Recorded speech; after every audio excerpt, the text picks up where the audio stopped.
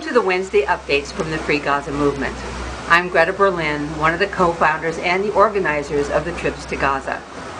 We're hoping in this series of video updates to give you kind of an idea of what we are doing this summer and also introduce you to some of the organizers.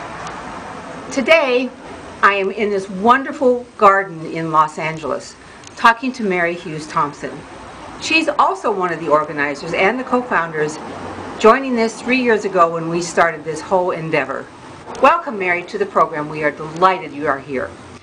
My first question then is, why do you think that we were successful when no one else has been able to get in? There have been several other ships that have tried to get in, yet only we have been able to get in 5 times. I don't know for sure. We really were elated and actually quite surprised to find ourselves in Gaza. When we left Cyprus, we felt that we had done everything we could to get to Gaza. We knew that the Israelis wanted to stop us. They told us they were going to stop us. But we knew also that there were certain things about our voyage that would hopefully help us. We had some high-profile people on board. We had Lauren Booth, who was the sister-in-law of Tony Blair. We had a Greek member of parliament. We had an 81-year-old Catholic nun. And we also felt that it would be to our advantage that we named our second boat the Liberty. We were aware that Israel was quite uncomfortable when anyone brought up the issue of the original Liberty, which the USS naval ship Liberty, which was attacked off the coast of Gaza in 1967 by the Israelis, and we felt that perhaps if we, because we had named our boat the Liberty, which we did really out of respect for the survivors of the Liberty, with whom we were in touch and who were very, very supportive of our project. We hoped that this would also discourage the Israelis from attacking us, not perhaps wanting to risk bringing up the events of the first attack on the first Liberty when some 35 or so American sailors were actually killed by an Israeli attack. So we just did everything we could and just prayed that the stars would be in the right position and the Israelis wouldn't quite know what to do. And I think in the end that was actually what happened. Now, that was the first trip, and then of course we went with the yacht that we purchased called the Dignity, and we still got in 4 more times.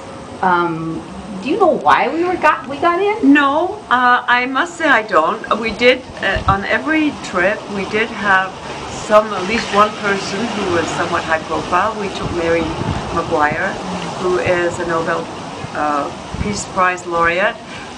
We had European parliamentarians. We were always aware that these people would provide some protection for us. Also, I think the Israeli Foreign Office hoped that we would just go away. When we went the first time, I think also one of the reasons they didn't stop us was because they did not want the publicity that they knew would come out of attacking us or stopping us, and we were quite prepared for that. And we would have given them, we would have made quite a commotion around the world. Around the world, this was quite an event. So we knew that, they knew that, and they, first of all, didn't really think we would do it. Then they thought that once we did do it, they felt that it was decided during the voyage we later discovered, it was decided that their best move might be just to ignore us in the hopes that we would do this one time and maybe wouldn't even get there. I think they probably hoped our boat wouldn't make it. But also they thought that it would be a one-off, that they claimed that we wanted to provoke a confrontation at sea, which was quite amusing to us because we wanted to get to Gaza. So we feel that they didn't think we would actually go. Once we went, they thought that the best thing for them, PR-wise, would be to ignore us. They said the world would forget, it would be over, and they underestimated us. They didn't seem to have any idea that we would continue and make future voyages. And when we did, we know each time later on they started to actually confront us in international waters, and I asked us to identify ourselves, and they didn't seem to know quite what to do with us, and every voyage was an adventure for us, and we never knew that we would get there each time.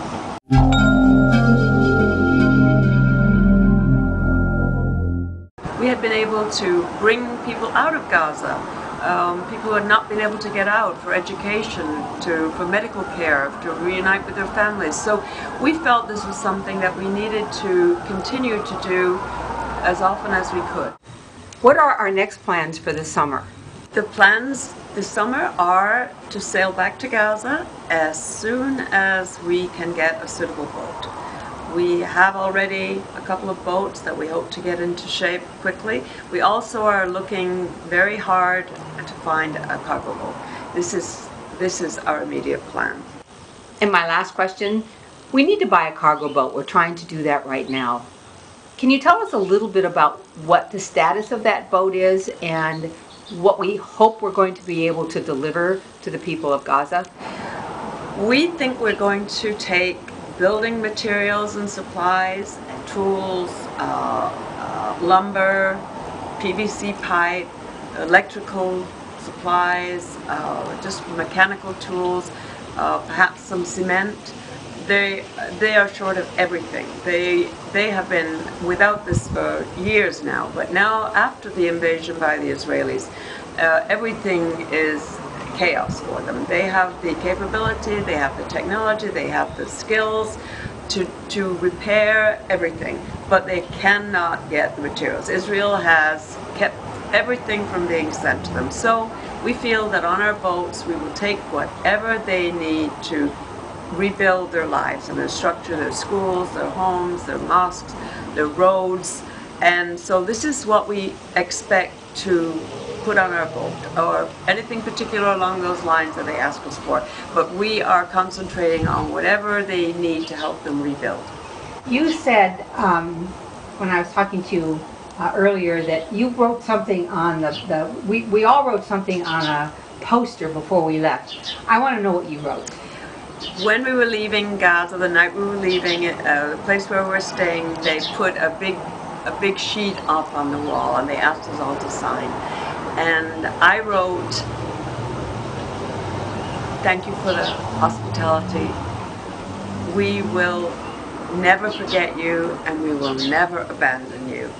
And this is something that I promise that I intend to keep. All of us at Free Gaza we all have Gaza fever. We all need to go back to Gaza. Thanks for joining us, Mary, and thank you, all of you, for joining us. If you would like to donate to us, you can always go to our donate page. You'll probably hear from Mary Hughes Thompson because she's often what we call the PayPal guru. She's written thousands of thank you notes to the many of you who have so generously donated to keep our boats afloat and keep them going into Gaza. We hope not to disappoint you this summer, and we hope to send not just one trip, but 2 or 3 trips to Gaza. Thank you for joining us.